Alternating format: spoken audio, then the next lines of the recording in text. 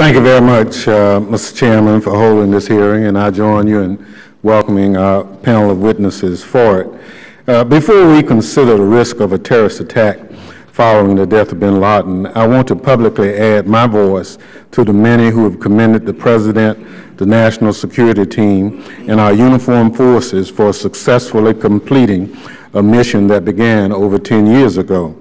The success of this mission was made possible by the administration's efforts, reliable intelligence, and the surgical use of force. For many, the killing of Bin Laden has always been the ultimate goal of the war on terror. As a mastermind of the terrorist attacks on September 11th, he became the central focus of our policies. Bin Laden became the personification of terrorism for us. We went to war in Afghanistan to eliminate Bin Laden's training camps and base of operations. We went to war in Iraq because we were told that Saddam Hussein had some connection with Bin Laden. In the last 10 years, many of our policies at home and abroad have been based on forecasts and predictions about Bin Laden.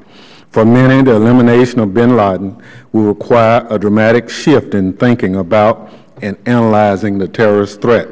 In the last 10 years, we've seen the migration and mutation of the terrorist network and the terrorist threat.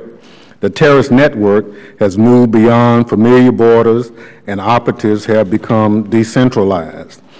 At the time of his death, Bin Laden remained a dangerous, charismatic figure, but his control was not absolute, and his authority was not singular.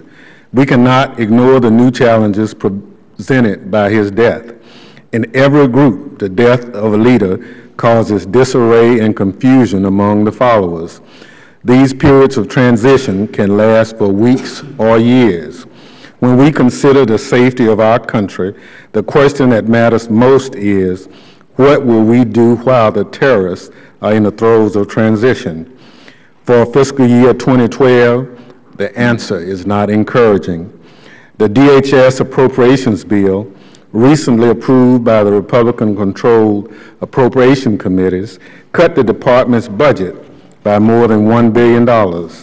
Since Bin Laden's death, we've learned that al-Qaeda was targeting our cities and critical infrastructure.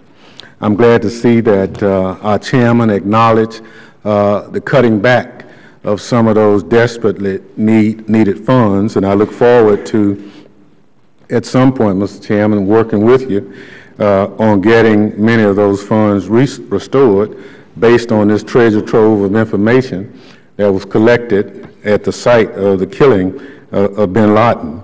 Last week, the Pakistani Taliban and al-Qaeda-allied groups struck an American armored vehicle transporting American government personnel. They claimed the attack was in retaliation for Bin Laden's death.